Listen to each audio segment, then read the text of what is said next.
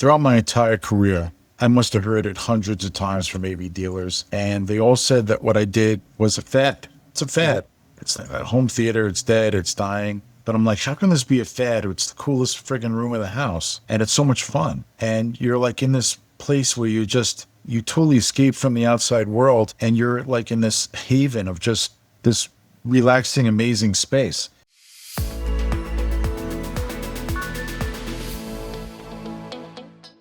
Hello, and welcome to another episode of the Flywheel Effect, where we're sponsored by Vital, where Vital helps integrators build businesses they actually enjoy, ones that give back your time, peace of mind, and your freedom. If you're always behind, always needed, or always stressed, it's time for a better way. You should contact Vital and see if they can help you get there. Vital helps with metrics, business analysis, and helps you build a business that's stable and can grow with you, not because of you.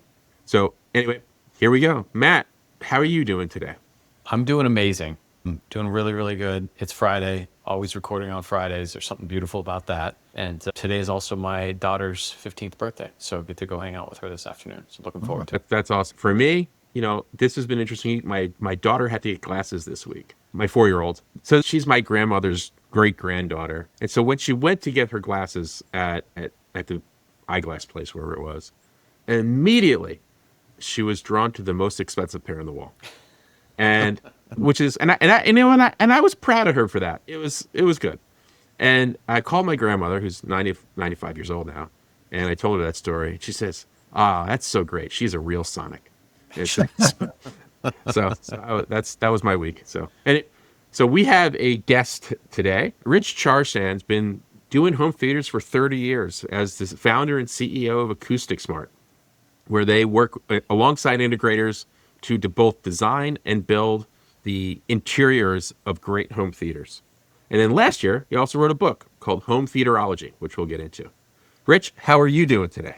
I'm doing amazing, man. I just came back from a 12-day trip to Italy, traveling along the coast and trying to clear my mind so I can do some more cool stuff this year and trying to get back into that headspace and have a little time to think. But Italy does that for you. It was definitely great. Now I'm on the scale and I realize I have to get back to reality. And I was going to ask that question.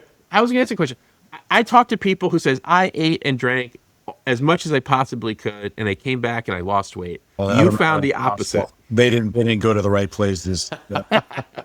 And calories do count in Italy, I guess, apparently. Yeah. So let me tell you something. My wife is like, she exercises nonstop, and she's a personal trainer, and I'm a bad representative of her work, but we must have did 20,000 steps a day.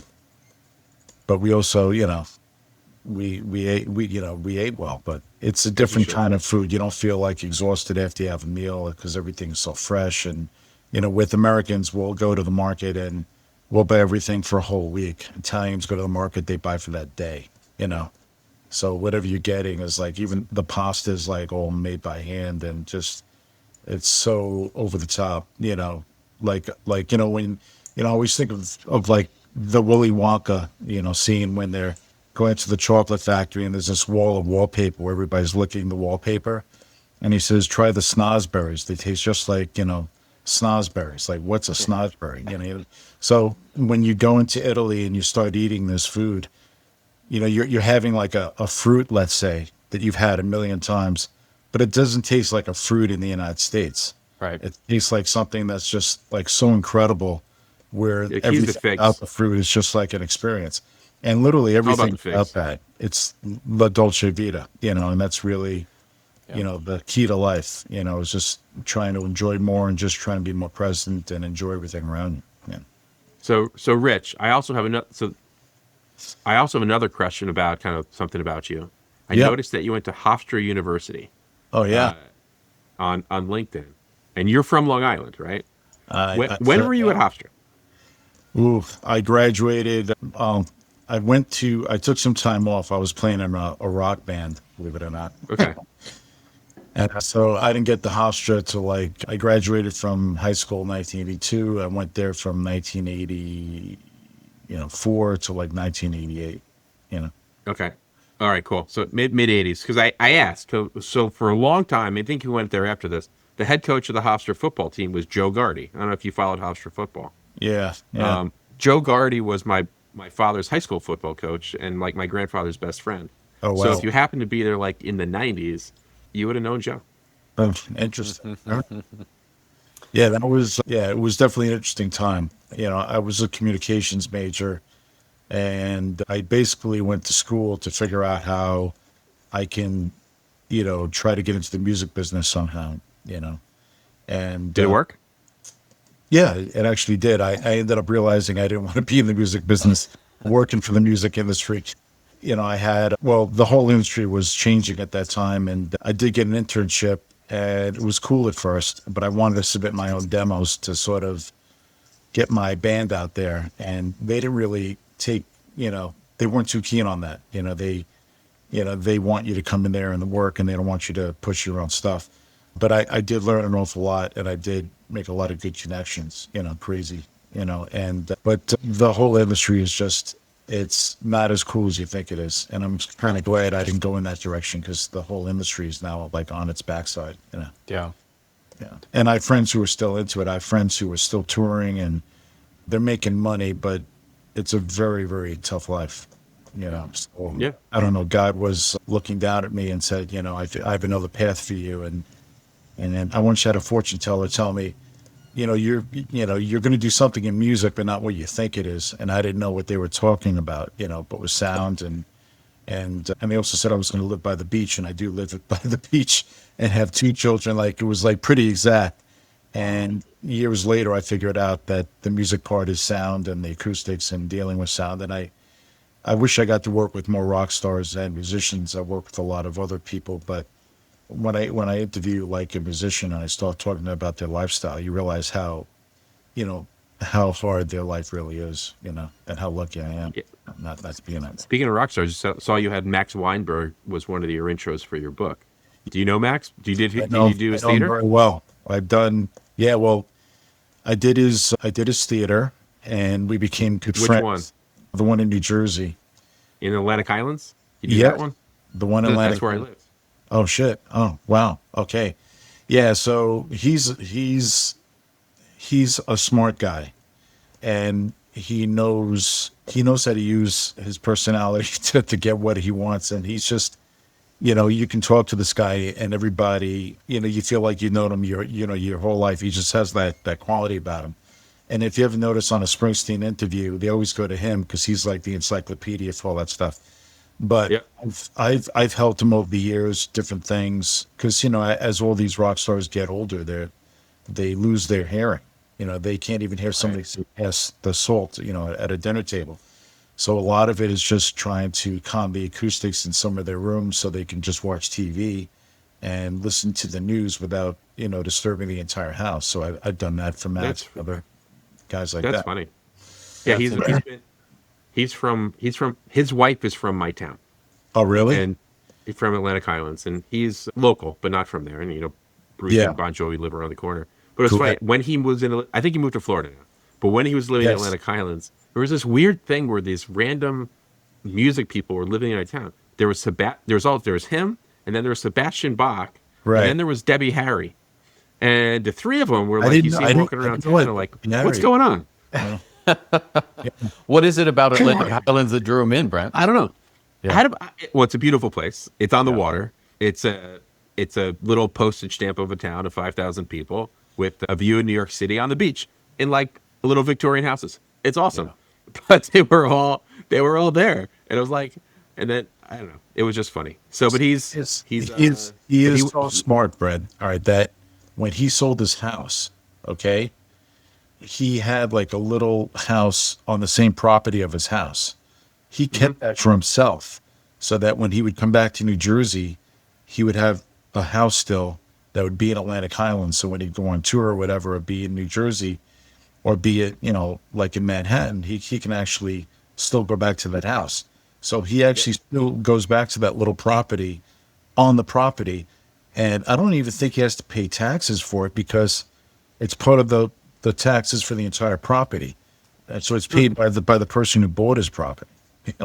That's funny. It's really interesting.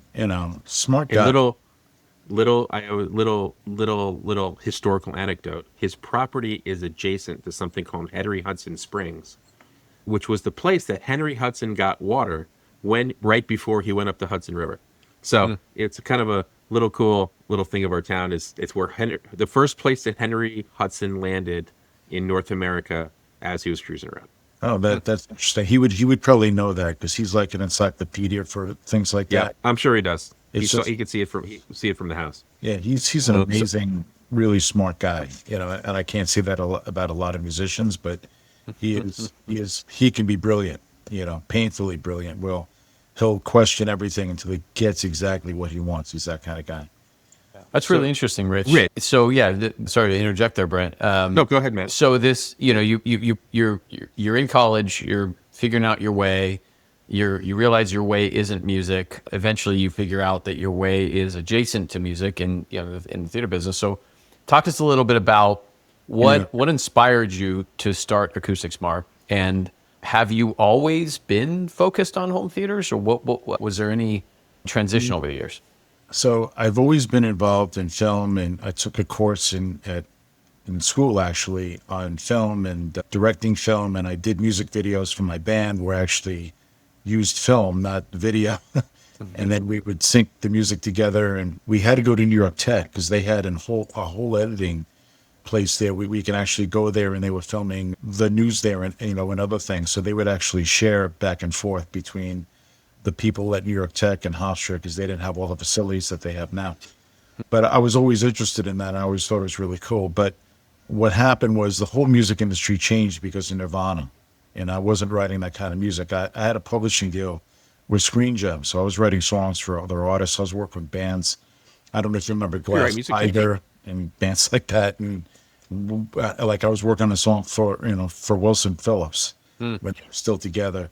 And the New Kids on the Block, and even though that wasn't really our kind of music, but we were writing stuff more like Cheap Trick and kind of pop rock. Rich, are there any songs that we would recognize that you wrote? No, what happened was every time we had a break, like something would happen, and it was just like uncanny. Like I did a song for Wilson Phillips. We went through 6 months of rewrites on this song, and then the band broke up.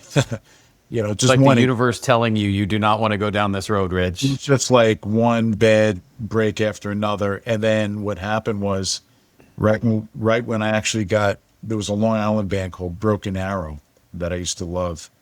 And they were phenomenal, like really, really talented. I got them a deal with Screen Gems to do a record with them.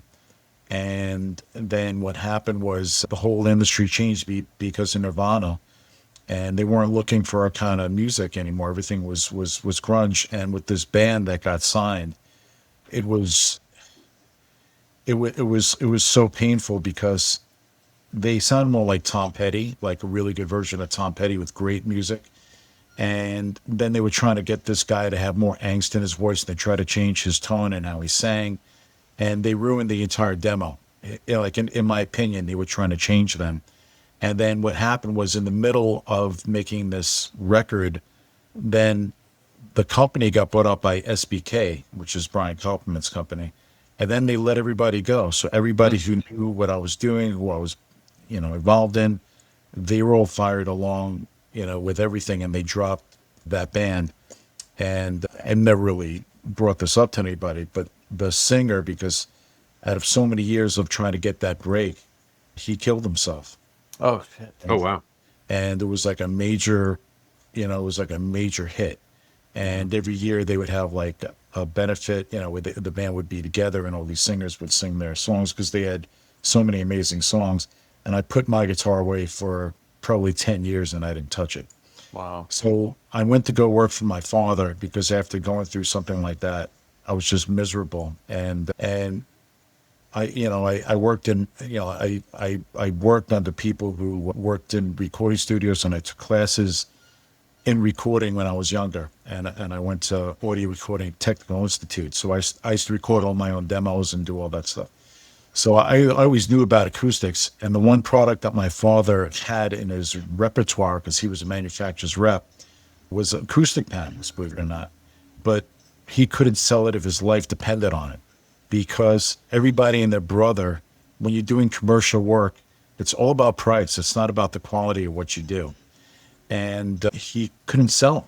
And I was like, well, how do I make this work? How do I, because it's the only thing that I really understood, because I wanted to do something with music that would make a difference. So I ended up knowing somebody in the AV world. He was an audio dealer at the time, and he would show me these rooms that he was doing, and I thought it was so freaking cool. But I'm like, and this is when nobody was doing theaters. You used to have the Ferrugia line doubler and the three. What year was this roughly, Rich, so people can This was like in the 80s, like in the late 80s. You had to be like ultra rich to do one of these rooms. So anyway, so I would go into these rooms and I'd see them and I'd be like, this is so cool, but why does the room sound terrible? Haven't you ever heard of acoustic treatment? And I'm like, if you would only give me an opportunity, I'm telling you, I can turn this room around. I can make it sound so much better. And he looked at me like, I don't know, it sounds like a hassle. Like, I don't know if I want to do that. And this was going on for a couple of years. So anyway, so there was a magazine that came out back then. It was called Audio Video Interiors. I don't know if you remember that, and probably dating myself. But that was the first magazine about audio and home theater and video. And they had a theater with acoustic treatment. And one of my friend's clients saw that somebody's putting acoustic treatment in a theater. And he said, I want to use these guys. They were like out of Florida at that point, the person that they used. I want to put acoustic treatment in because I heard it makes a big difference in the sound. And my friend was like, oh, I've that person for you. So he ended up going in there and doing a job. And he had Morton Logan's at the time, which was those electrostatic speakers. They were pretty big. And I kind of had a feeling what we could do to make a difference in it.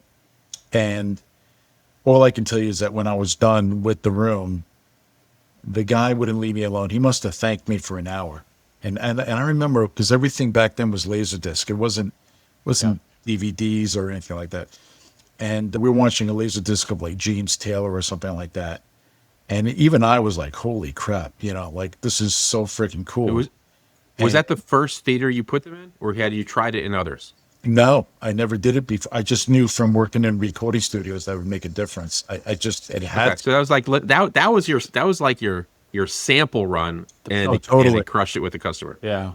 So what's this. cool I love about that, Rich, sorry to interject, is what an A/B comparison, right? Like you walked into a room that was already built, that he had already been experiencing, and then you put your treatments in, and it was like an immediate shift. What a beautiful thing that you could. It was that guy could see the difference that quickly. But it wasn't like a little difference. It was like a holy crap moment. Like it was like the kind of thing where, I was like, wow, this is really special. And the moment that really took a turn for me was I got my final invoice back, and the guy wrote me a letter. And he's saying that, not only will you... The installer or the customer wrote you a letter? The customer. And he said, not only did you do a great job, but here's $1,000 bonus on your invoice. Nice. Just to say how much I really appreciate you. And I showed it to my father. And he's never heard of anybody paying more for what you invoice for. And he thought that was like the craziest thing he's ever seen. So... I at the time I was looking for a way to get out of my father's company, because it just wasn't, I love working with my dad and I learned a lot, but it wasn't really for me. And I wanted to do something that would be my own. And I actually, during this time, I partnered with somebody else trying to create this drafting tool for the construction industry that would do the work of 4 different things.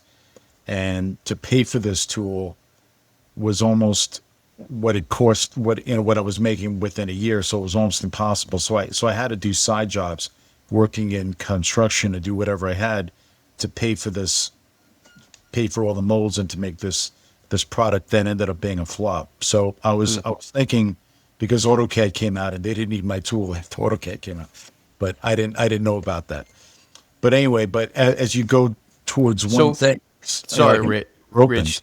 Can I pull on that thread for a minute? Because I find that really interesting. Yeah, sure. Because this probably wasn't the last time you took a risk like that.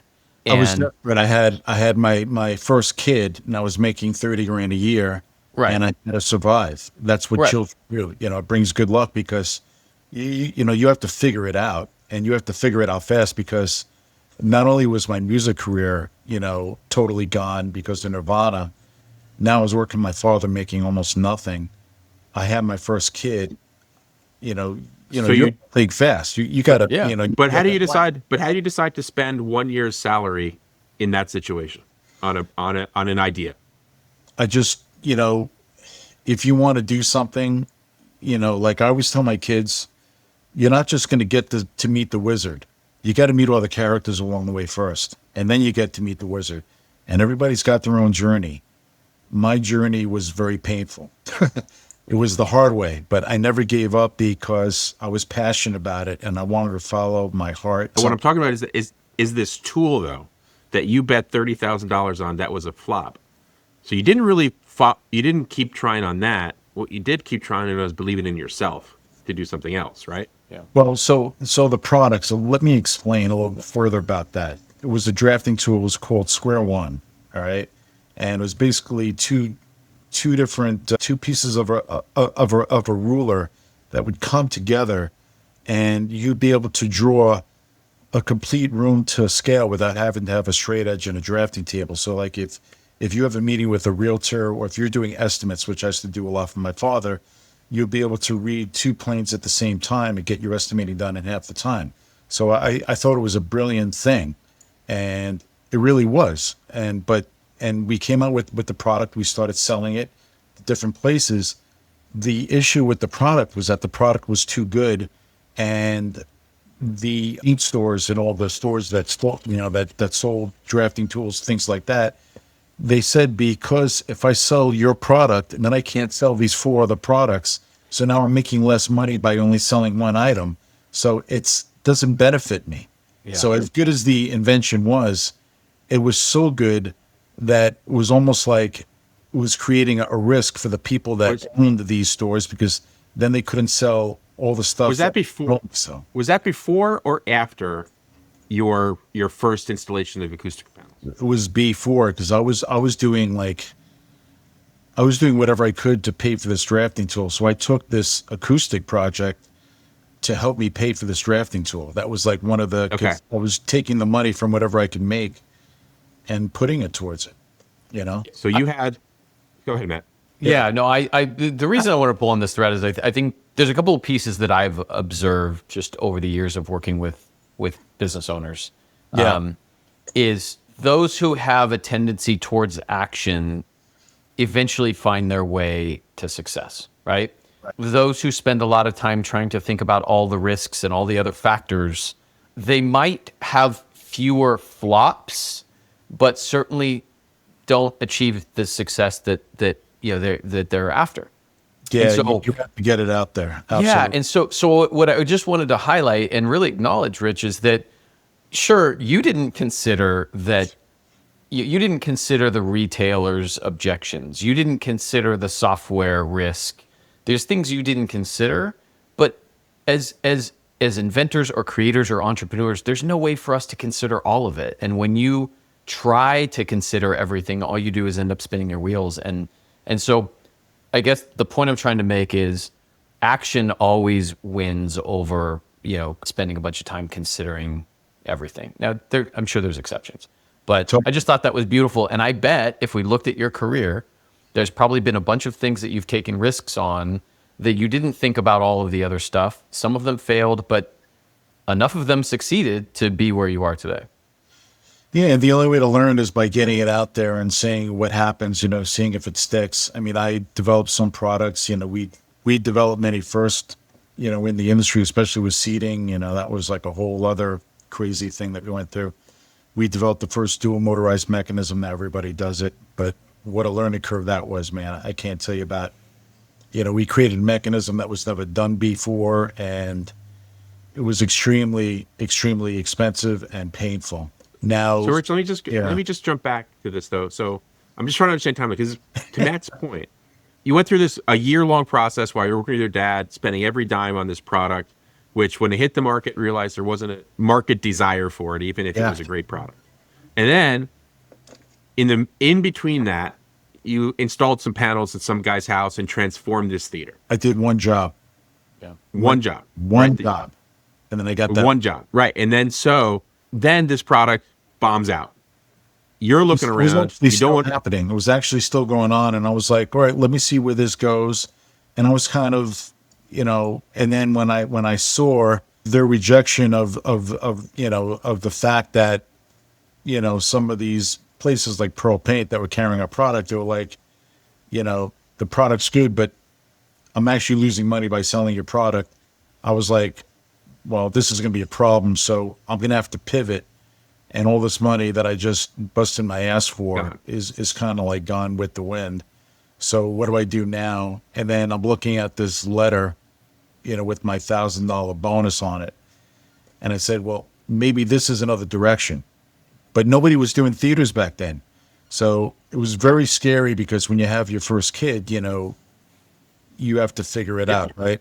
So I found out about Cedia, right, which is the organization that, we all belong to now, but it was just starting at that point.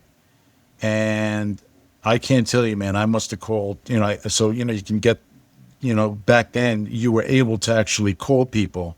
You can't call anybody now on the phone because they think you're trying to sell them insurance or something. Yeah. It's really impossible. And don't try knocking on their front door either. Oh my God. So it was so hard. So back then I would tell people about acoustic treatment and what we did and how much it would make a difference. Nobody was interested. Nobody cared. And how do you sell something that is like hocus pocus, it's invisible, until you actually experience that room like I did? You don't know how it's going to impact somebody in their life and make it, and make it really make it different. And So that one friend you. you had though, he had that experience with you. Did he ever do another theater without acoustical panels? He always tried, but again, he had to sell it too. You had back then, with everything, I think Runco was just starting, and they had, Sam Runco. He was like, he was like an innovator at the time, trying to create cinema within the home, and everything was just so expensive that to spend money on acoustic treatment was like, that was kind of like so over the top that, you had to be really wealthy to be able to do all this equipment, because back then a projector and the Ferrugia line doubler, you're talking, $200,000 minimum just to start, How long did it take you to get your second project? So the second project was interesting. It was not a theater. It was a game room, listening room with 2-channel audio. And the guy he wanted to rip out the whole system, like rip it out. And he had really great equipment. And this was for the same person. So I said, well, same installer. Same installer, same customer. The same installer, different client. So I went to go see him, and I said, you don't have to take out your equipment. It's the room. You're only as good as the room. I said, if we calm down your ceiling and if we calm down this wall where you have all this equipment, I think you can save a lot of money, and I think it would make a big difference. And that guy also, I did that room for that guy. Again, he must have spent like over an hour with me, thanking me. Couldn't believe how just putting the acoustic treatment in on the ceiling and on the front wall would change sonically the entire landscape of his equipment. Like he was freaking out. Awesome. And then did they start picking up more? You get more and more calls? So audio video more and more jobs? Came out with another room that had acoustic treatment, and then again, and then I started going out and saying, hey, did you see this article in Audio Video Interiors? I can, we can manufacture and we can build these acoustic panels for you. And again, it was like so hard. Nobody really cared, and they didn't really, because everybody was like, well, I'm doing fine on my own. My theaters sound great. I don't really need your stuff. So what I did was I guess you can call it a creative thing or whatever, and I have people that still have these. I would make a music CD every year of different things. And on the bottom of the CD, I'd say, look, if you ever need acoustic treatment, call Richard from AcousticSmart. Because I figured at least if they don't want to call me back, if they like the CD, they would keep it and then call me because it would have my name on it, right? Kind of a thing. So one was bands that sound like the Beatles. One was an acoustic CD. And I have still people to this day that call me and say that I used to make the best CDs that they've ever heard, And, and it was totally illegal, but I had no idea. Yeah. That's guerrilla marketing. Yeah. I want to highlight something you brought up there, Rich, which I think is, I love the lessons that are behind these things. And it sounds like there was competition for you in this acoustic treatment space, and those competitors were getting highlighted in the magazines and you were not.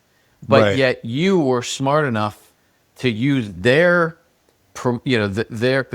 exposure to actually help you sell.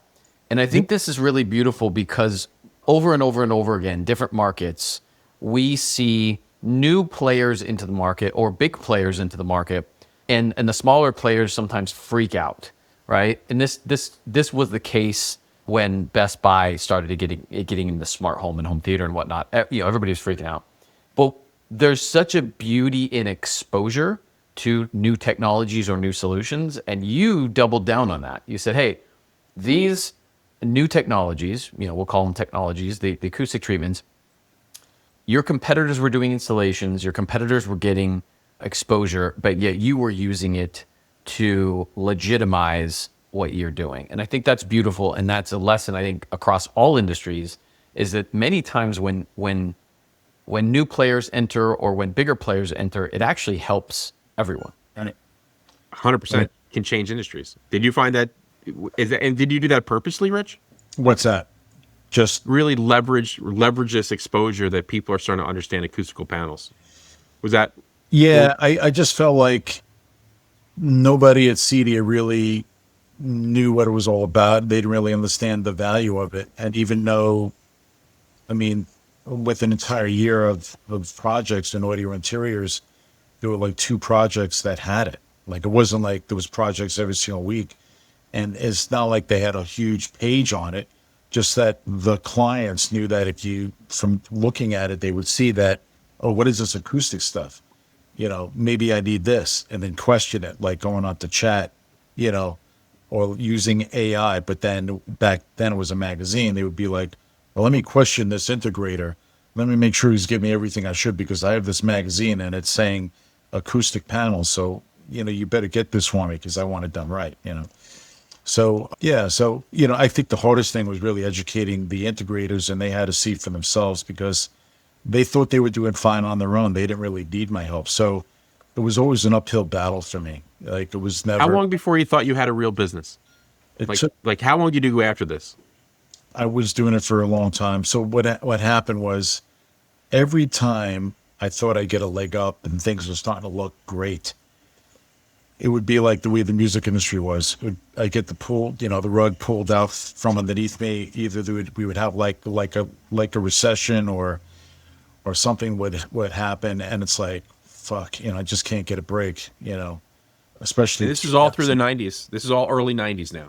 Well, 90s was, it was tough. So we finally had a couple of rooms under our belt, and our dear clients, I felt so sorry for them, but we would take clients to their houses because we didn't have a showroom. I couldn't afford to do a theater back then. Right. And I would bother them maybe 2 or 3 times a month. And they were so cool about it. I couldn't believe it. But, because they wanted to show. I actually think integrators don't do that enough now. Yeah. Like, I think people are really hesitant to ask their clients to show. But if you do a good job for a client and they're appreciative of what you're doing, you just proved it. 2 to 3 times a month's a ton. Yeah. Yeah. I don't think integrators ever do it. They're happy to do it. In fact, my integration company, we didn't do it often enough, but we used to host little parties, like, catered events after we would finish these projects. And oh, wow, those are really fantastic. Gold. People are happy to show off, their home and what they did, especially if it's unique, which clearly what you were doing at that time was. Yeah, I think when I finally was able to build my own home theater, and I did it in my house, and I had to do it in my garage because I lived by the beach and I couldn't dig down because I hit water. And I was looking for houses that would have a basement, but they really didn't have a basement that would work. And if you know anything about acoustics, I mean, my room was a terrible room, and the garage was like 18 by 18, and I'm a musician, so I wanted have a little place for my recording studio, so I have like a secret room in there. So the room was only 15 by 18, it was almost square, and technically it's not supposed to perform well at all. So I had like everything going against me, and I worked with some of the top acousticians in the country until we finally figured it out. And now the room's got this amazing soundstage. But once I had that room done, and then we did a big article in Home Theater Magazine, which was in the 2000s, that's when it really helped me, because then they had a middle section for audio video interiors as part of Home Theater Magazine. And I did a 3-month article on the build of my theater. It was the first time that was done. And I said to Home Theater Magazine, let's show people how a room is built from start to finish. And nobody ever did that before. So we did it over a course of 3 months. And that was brilliant. You can probably still see it online, but that helped me, grow the company. And also because of the fact that theaters were few and far between, I had to go national. I had no choice. There wasn't enough work in New York. Yeah. And if I wanted to keep all the same crews and keep these crews fed, I had to go wherever the work was. So I had to go to California, where theater was big. I had to do work in Florida. I had to do work in Pennsylvania. I went out of the country sometimes because I had to make ends meet. We had to figure it out.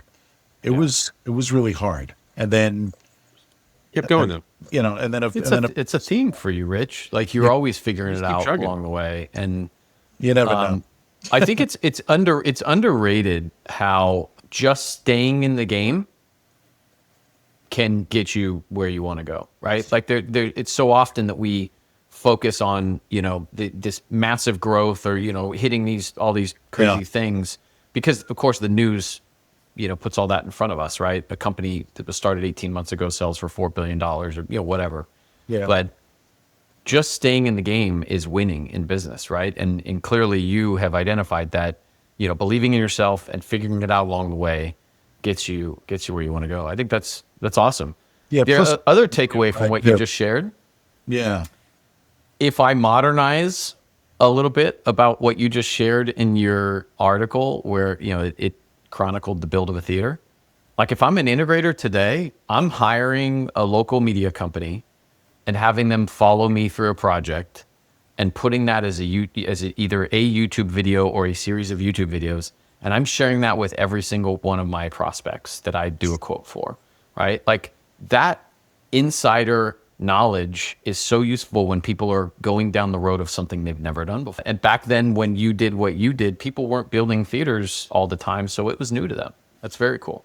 And plus also doing a theater in a garage is so technical and difficult because there's so many obstacles. So part of when building theaters, when you're building any room, there's always some crazy problem solving. I always joke that building a room is like being in a Mission Impossible episode because, you don't know if you're going to make it through or not. Like in my garage, as an example, we had a pole that was holding up the second floor, right in the middle of where the room was, where the screen was. But I had to use this room. This is all I had. So we had to create a flush header, bring in an engineer, and get rid of that pole.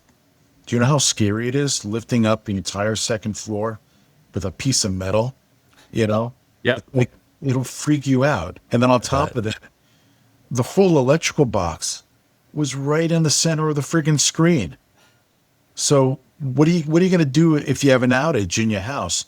So we had to move the whole electrical box to the left-hand side where I had there was so many problem solvers. And then the third bonus that was even, better than all this stuff was that the clean-out valve for the plumbing, in case if you have like something going on and you have like shit backed up in your house, it's right in the theater underneath the platform. So I had to have a secret place to get in there, to clean that out, in case of something.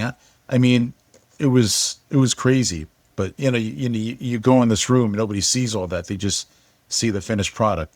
And then also, So they got yeah, the people. I mean, that's really fun. Like, and those kind of experiences, I think, mean a lot to clients when they know that you can handle anything that you show them. I've been But through, yeah, I've seen it all. let's jump forward. So this is back when you got your business set, you started growing 2000s. I think that article probably jump started it. Now, I think there's this really interesting period in home theaters, and like this is where I wanted to talk a little bit more industries. Like, I felt like in the teens, home theaters were definitely in the decline. People weren't putting them in as much. They weren't using them in their homes, so they fit the space. And you kind of kept going through all that. But then COVID hit, and everybody wanted something to watch in their home. Like what did you see happen there? So it's very interesting. So throughout my entire career, I must have heard it hundreds of times from AV dealers, and they all said that what I did was a fad. It's a fad. It's not gonna, a home theater, it's dead, it's dying. But I'm like, how can this be a fad? It's the coolest friggin' room of the house, and it's so much fun.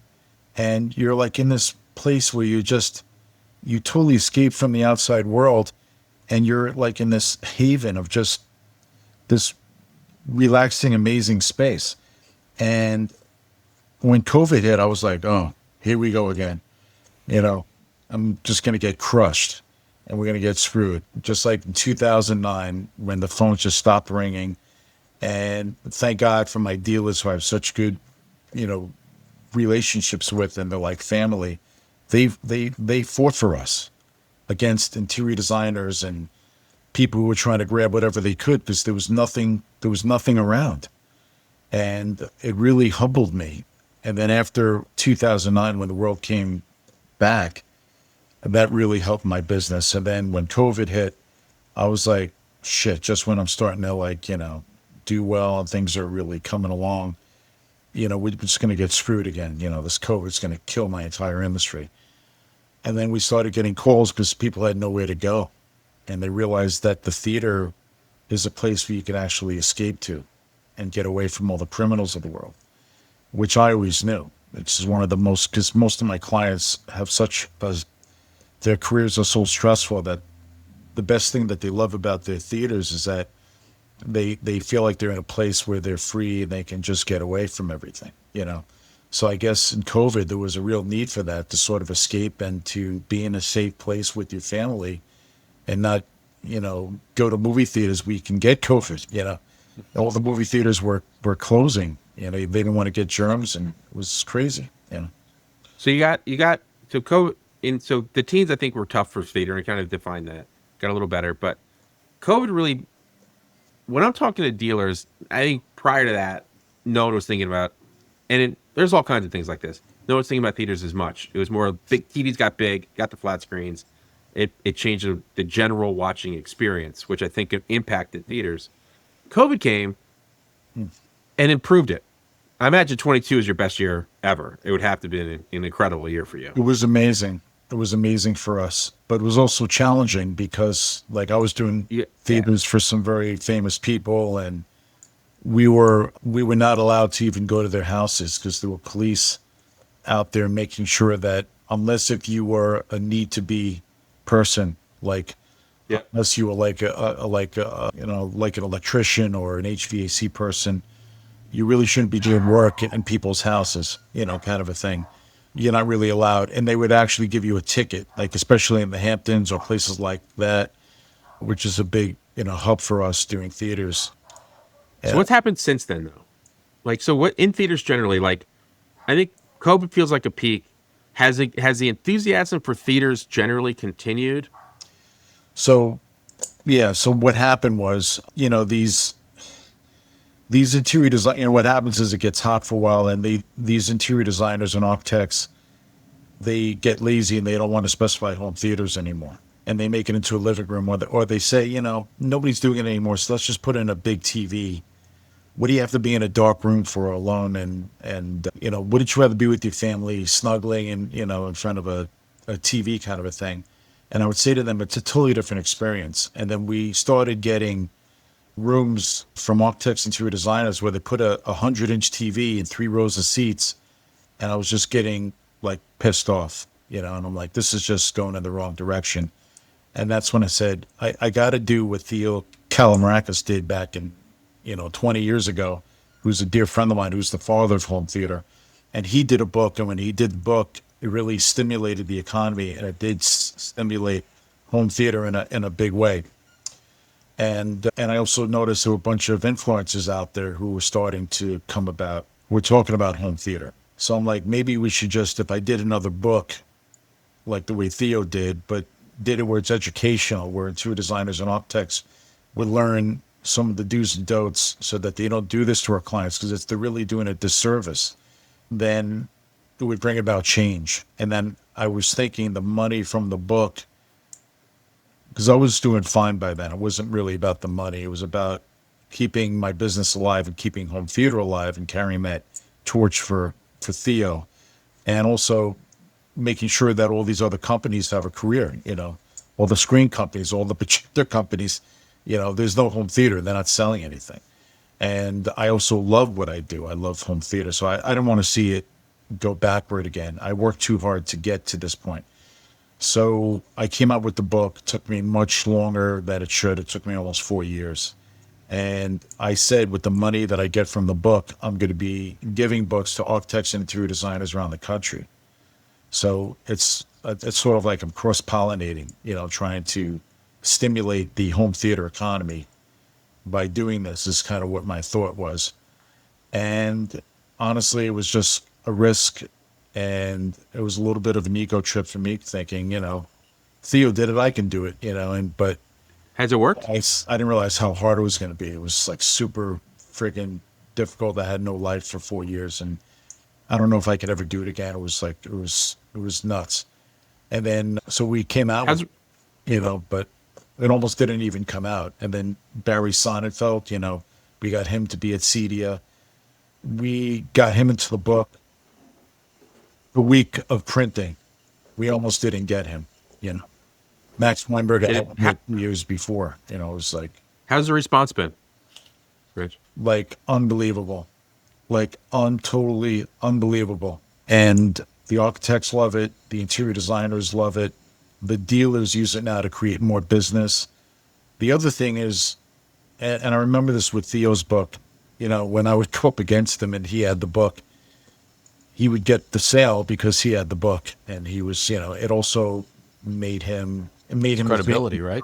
Yeah, it's that credibility. Well, this guy came out with the book. You didn't come up with the book. So the book, the book is having an impact, which is awesome. It definitely inspires people. That's kind of what I wanted to do. I wanted to get people excited about home theater again and not lose that feeling that you got like during COVID. It was peaking. Why does it have to go away? Why is home theater now going to go back to being this like this thing that's a fad? It's not a fad. It's totally different than sitting in a couch, and it's a totally different experience. And it's something that when clients have it and they have it done right, it's like the ultimate luxury. And I don't care what you have. So I think that one of the issues with home theater, and I want to get your thoughts on this. Yeah, is home theater works really well in a house that is large enough. Call it 4,000 square feet plus. But from kind of learning, understanding from you, you don't necessarily need a very large house to have a home theater. I don't have a huge house like that. I have a beach house. I have it on. How big is your house with your home theater in the garage? It's not big at all. It's less than that. It's literally, I don't even know the square footage. Probably, I don't know, 3,200 maybe, something like that. Okay. So because I think there's an idea that for a home theater to work in a home, the home has to be large. They have to have the dedicated kind of architectural space. But I think what your point is, home theater can be such a wonderful room that integrators and designers, and remodel or new, should figure out how to turn maybe smaller spaces into home theater spaces as well. Oh yeah, you can have 1 row of seats, just have a U-shaped sofa, and do a screen wall to wall, and it would be a mind-blowing experience in a room that's 15 by, my theater room's 15 by 18. That's really small. I have 2 rows of seats. If I was to redo my room over again, I would just make it 1 row of seats and just go crazy on the screen and have an amazing, amazing room. Like you do get a screen. You don't even need a projector with the new video walls they have out. You can still get a. True, and I've done them. You know, there's a lot of controversy on that, but sonically, you're not going to get the performance that you would on a woven screen and the speakers coming directly in back of the screen and having everybody get perfect sound. Once you compromise like that and have a giant LED wall, it still looks like video to me. Doesn't look like film. And doesn't make you feel like you're at the movies, but it does.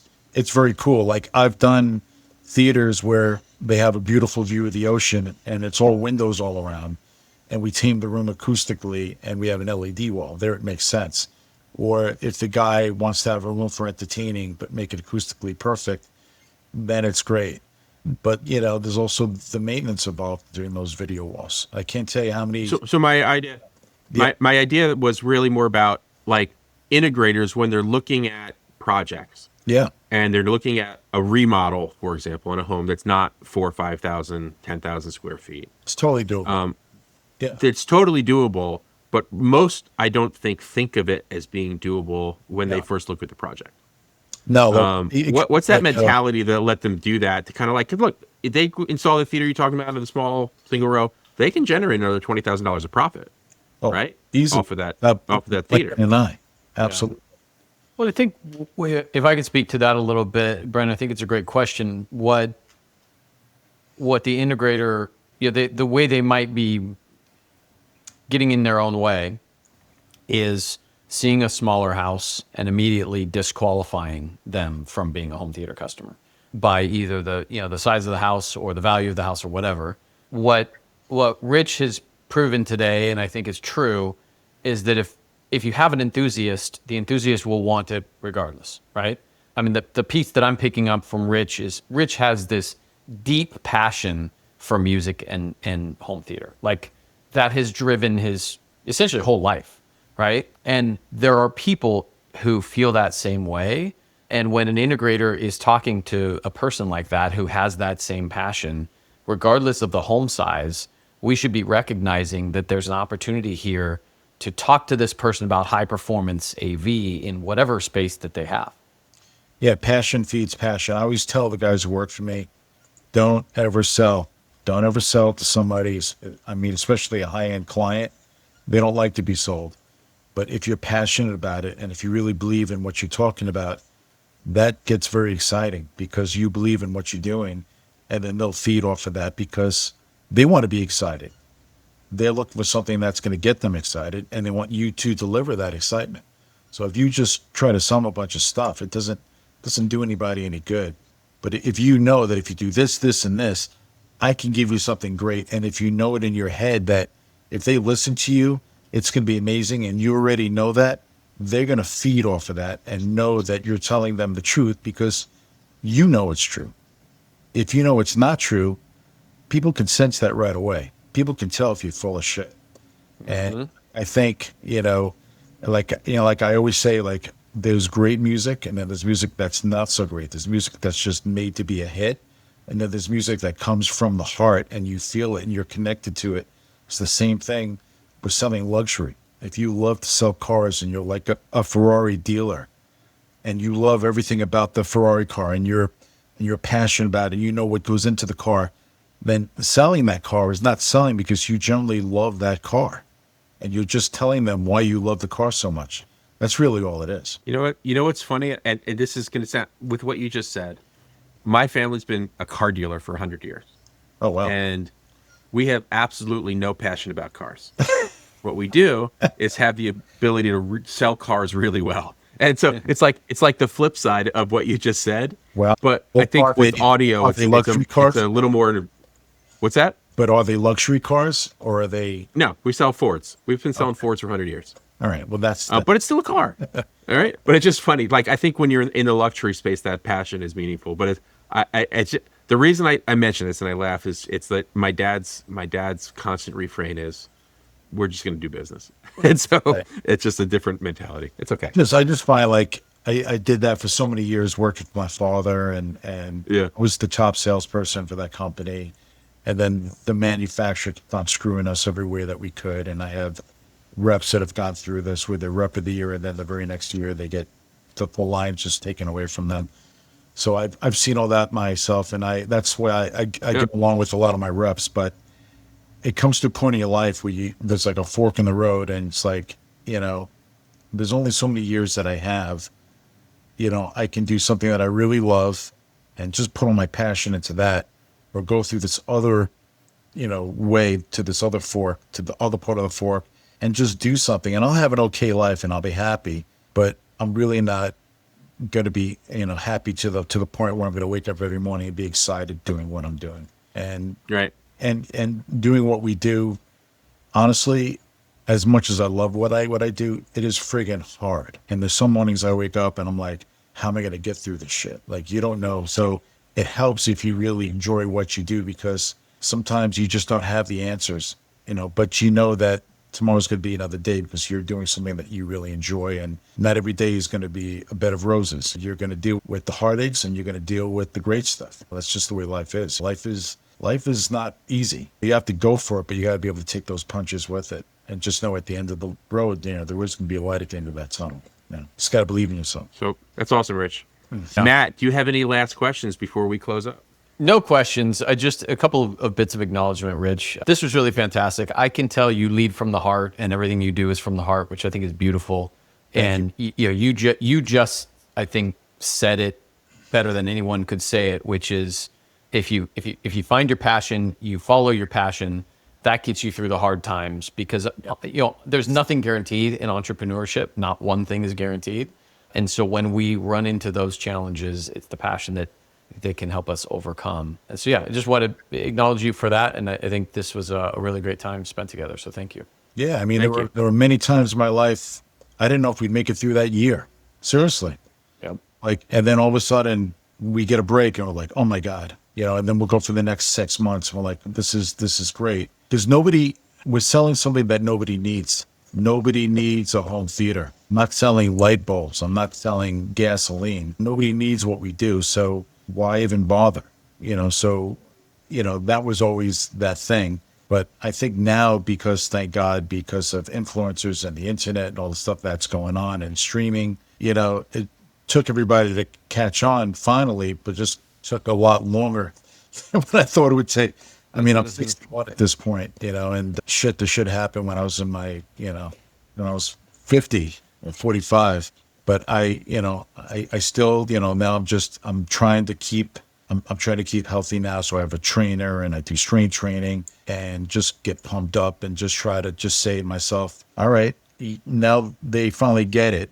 Now you have to make it mean something and just keep it going as long as you can. And that's kind of all we're trying to do, and just try to do really great work and just try to do things that, that will surprise me and my staff, because since the book came out, it's given us more collateral to do projects that we would have never had the opportunity for. Like I was telling you guys before this started, we're doing a car garage for somebody. A car garage. I never think I'd ever do a car garage. I don't even know that much about cars. But it was so exciting and so cool, and we were so happy to do it. And it's being built now in 2026. I mean, it's going to be, it's not like your typical car garage. It's something that people are going to look at this, and we will show it. It's going to be mind blowing. So we're looking at stuff like that, But and it's Exciting times so, ahead. Rich, yeah.